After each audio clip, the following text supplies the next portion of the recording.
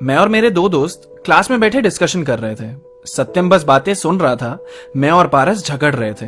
हमारे झगड़े का टॉपिक थी प्रियंका, 11th ए की, मतलब हमारे सेक्शन की अप्सरा। पारस और मुझे, हम दोनों को ही वो हद से ज्यादा पसंद थी। पारस तो अभी आया था लाइन में, पर मेरी तो बहुत पहले से ही वो क्रश थी। वो मुझसे कह रहा था कि प्रियंका पे मैं ट्राई मारना बंद कर दूं। मैंने भी उससे यही कहा कि सेम चीज मेरे लिए कर दे तू। फिर वो अलग अलग मुझे लॉजिक समझाने लगा कि प्रियंका मुझसे कैसे नहीं पढ़ सकती, वो बात बताने लगा। पारस और प्रियंका दोनों का नाम पी से शुरू होता है, तो भगवान ने पारस को ही बनाया है प्रियंका के लिए, ऐसा उसका मानना था। लेकिन वो मुझे देख के हंसती थी, पारस को नहीं।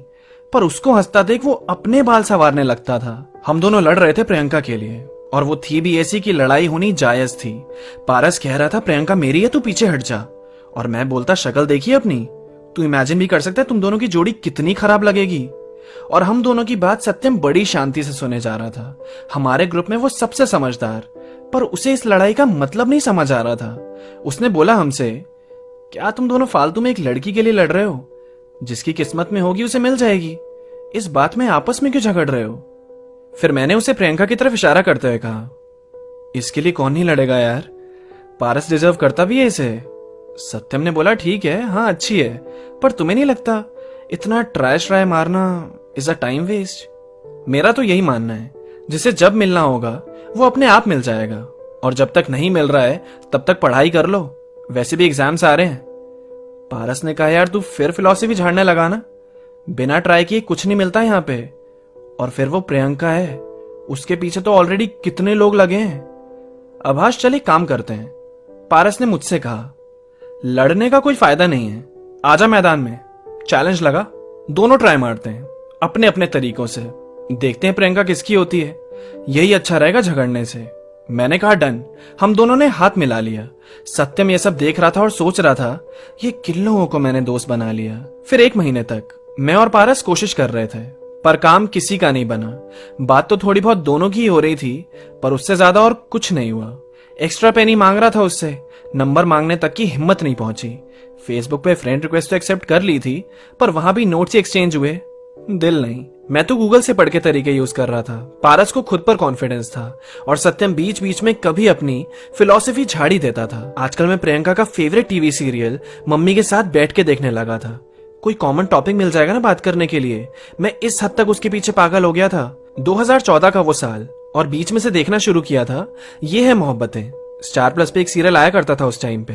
वहां रमन और इशिता की लव स्टोरी पूरी नहीं हो रही थी, यहाँ मैं प्रियंका के लिए मरे जा रहा था, और पारस भी हार मानने को तैयार नहीं। अभी तो मेरा दोस्त ही मुझे विलन नजर आ रहा था। पारस ने प्रियंका से पानी मांगा। प्रियंका ने बोला बॉटल झूठी है। वो साला खुश हो गया और बोला, कोई बात नहीं, मुझे प्यास ज्यादा लगी है। प्रियंका ने उसे अपनी बोतल दे दी।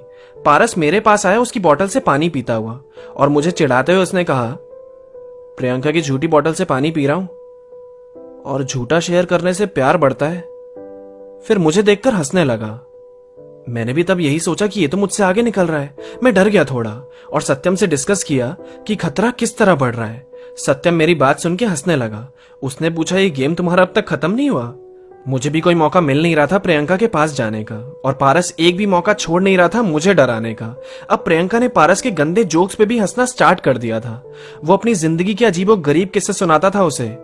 उसको अपनी बेइज्जती से भी फर्क नहीं पड़ता था। प्यार और जंग में सब जायज होता है। पारस ने ये बात काफी सीरियसली ले ली थी। वो सारे तरीके आजमा रहा था, और उसके तरीके काम भी कर रहे थे, और मेरी किस्मत मेरा साथ दे ही नहीं रही थी। देखो ना, मैं अपनी नोटबुक देता था प्रियंका को नोट्स कॉपी करने के लिए, और वो मेरी कॉपी वापस सत्यम या पारस को कर देती थी। मेरी आंखों के सामने मैं प्रियंका से जुदा हो रहा था। पर एक सेकेंड, मैं उससे जुदा कैसे हो सकता हूं? अभी तक तो मिला भी नहीं था। आपको फील हुआ है कभी ऐसा, बिना रिलेशनशिप के ब्रेकअप जैसा? अब तो मुझे मेरा दोस्त भी दुश्मन लग रहा था। वो हार जीत के चक्कर में मेरा प्यार छीन रहा था। अब 15 अगस्त आने वाला था, हमारा इंडिपेंडेंस डे, तो उसमें एक डांस ग्रुप बन रहा था। सब लोग अपना नाम लिखवा रहे थे। अब डांस से मेरा और पारस का कोई लेना देना नहीं, पर हमने फिर भी अपना नाम लिखवा दिया, क्योंकि प्रियंका पार्टिसिपेट करने वाली थी, और उसके पास रहने का हमें कोई भी मौका छोड़ना नहीं था। और सत्यम को तो नाम देने की जरूरत भी नहीं पड़ी। वो तो डांसर के नाम से स्कूल में पहले से ही मशहूर था, तो कोई भी परफॉर्म करे ना करे उसकी परफॉर्मेंस पक्की रहती थी। तो इस बार के इंडिपेंडेंस डे के लिए हम तीनों दोस्तों ने डांस ग्रुप में एंटर किया। वो अलग बात थी कि मैं और पारस डांस का डी भी नहीं जानते थे। हम दोनों तो केवल प्रियंका के लिए आए थे। रिहर्सल जब स्टार्ट हुई तो एक स्टेप भी हमसे हुआ नहीं। हम अपनी बेइज्जती करा रहे थे या प्रियंका को पटा रहे थे, पता नहीं।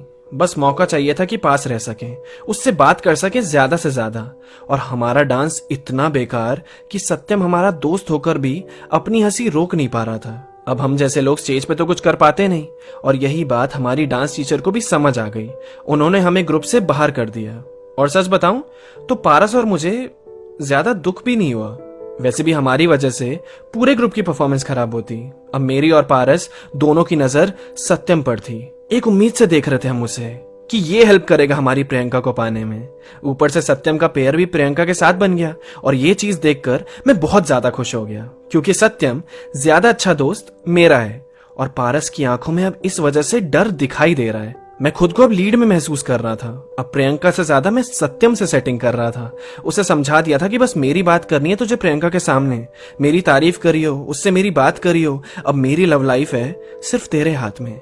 अब मैं थोड़ा कंफर्टेबल सा हो गया था। पर पारस भी कुछ कम नहीं था। वो सत्यम को दोस्ती की कसम और सारी कुर्बानियां याद दिलाने लगा। कुछ टाइम के बाद तो अब सत्यम को भी गुस्सा आने लगा। मैं खुली आंख में भी प्रियंका के सपने देखता था। अब मेरी बात ढंग से शुरू हो जाएगी उससे, ऐसा लग रहा था। पारस अब मुझसे थोड़ा चिढ़ने भी लगा। ये अट्रैक्शन दोस्ती पे थोड़ा हावी हो गया।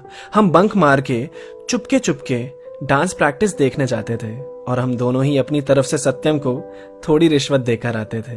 13 अगस्त आई। 15 अगस्त की सेलिब्रेशन स्कूल में इसी दिन होनी थी। डांस परफॉर्मेंस भी हो गई। लोग बोर हो रहे थे वो डांस देखकर, और मेरी आंखें प्रियंका में खोई हुई थी। सत्यम अपने डांस ग्रुप के साथ ही लंच खाकर हमारे पास आया। हम एक्साइटेड थे उससे प्रियंका के बारे में सुनने के लिए, पर उसने हमें आज कुछ अलग बताया। उसने बोला, हाय लॉन्डो, प्रियंका ने मुझे भी कॉफी के लिए पूछा है। पारस और मैंने एक दूसरे की तरफ देखा, फिर सत्यम से पूछा, किसके लिए पूछा है? कॉफी डेट के लिए, और मैंने हाँ भी कर दिया है। मेरी आंखें बड़ी हो गई। मैंने सत्यम से बोला, मेरी सेटिंग की जगह तूने अपनी सेटिंग कर ली। पारस ने कहा, तू इसका छोड़, मैंने तो तुझे दोस्ती की कसम दी थी। उस पे सत्यम ने जवाब दिया, देखो मैंने कुछ नहीं किया, वो खुद आई मेरे पास, और मुझे लग रहा है मैं उसको पहले से ही पसंद था, फ्रॉम द वेरी स्टार्ट।